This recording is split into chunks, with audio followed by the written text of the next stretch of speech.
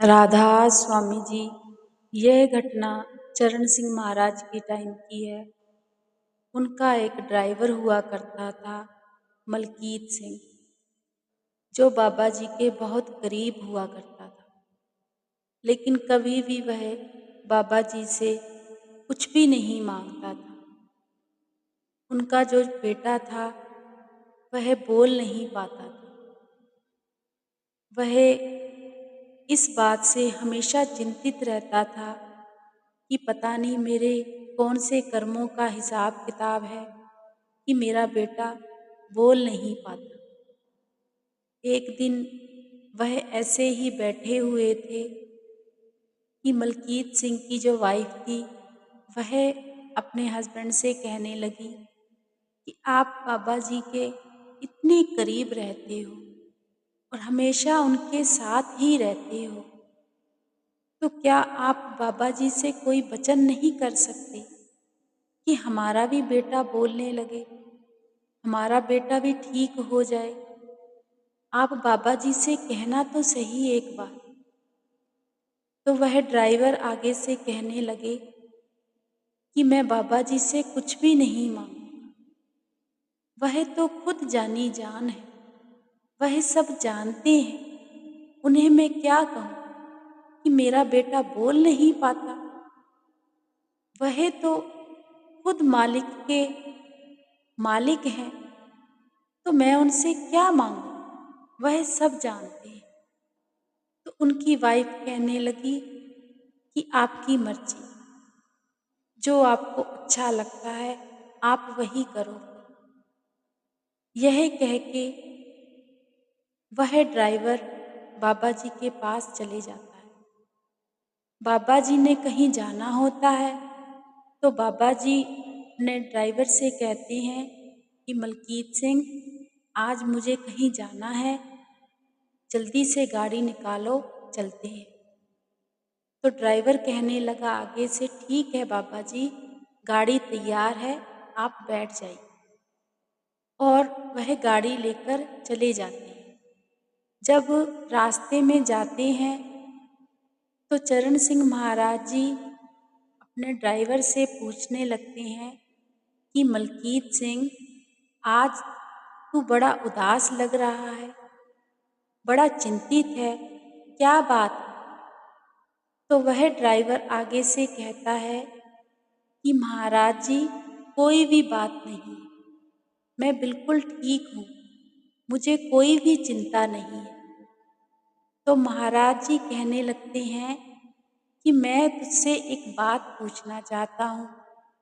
तो वह ड्राइवर कहने लगा कि बाबा जी, यह भी कोई कहने वाली बात है, आप तो मेरे गुरु हो, पूछिए क्या पूछना चाहते हो।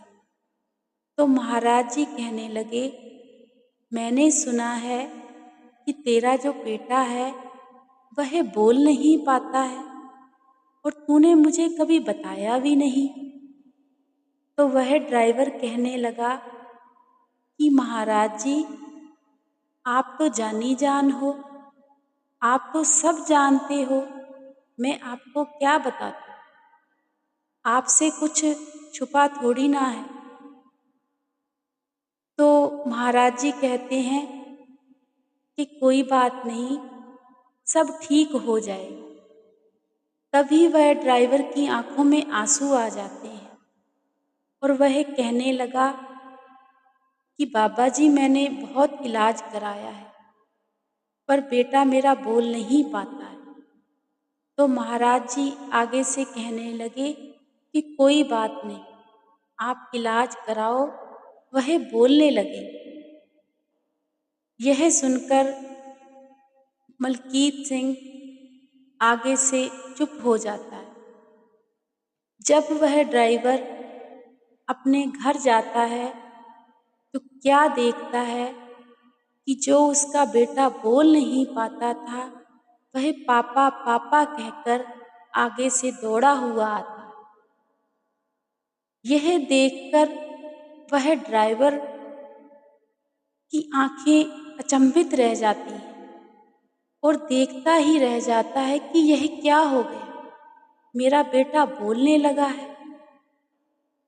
तभी उस ड्राइवर की वाइफ भी आ जाती है और वाइफ आते ही उस ड्राइवर से पूछने लगी कि आज तो आपने कमाल ही कर दिया।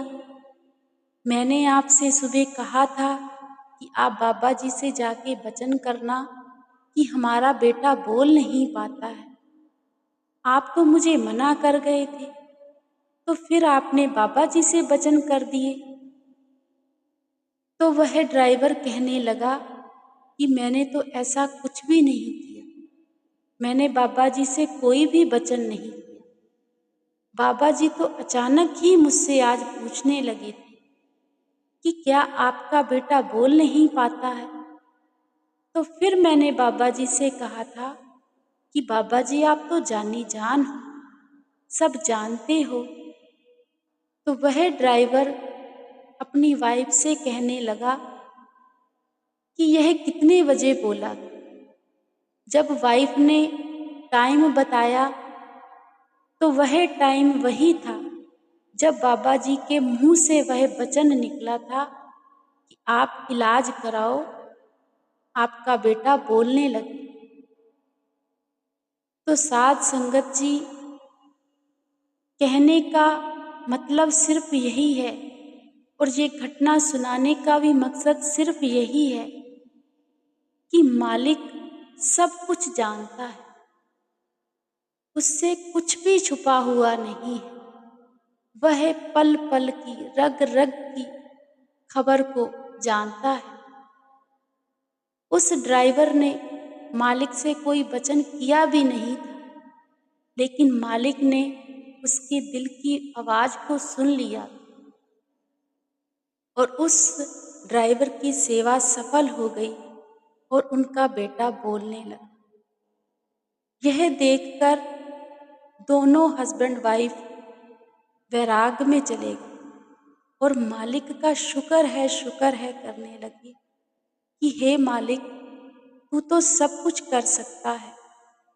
तेरे घर में तो किसी भी चीज की कोई भी कमी नहीं है। तो साध संगत जी, हमें मालिक से कुछ मांगने की कभी कोई जरूरत ही नहीं है, क्योंकि वह सब कुछ जानता है, बिन बोलिया सब कुछ जानता। फिर किस आगे कीजिए अरदास? हम तो किसके आगे अरदास करते हैं? वह सब कुछ जानता है और बिन मांगे ही सब कुछ दे देता है।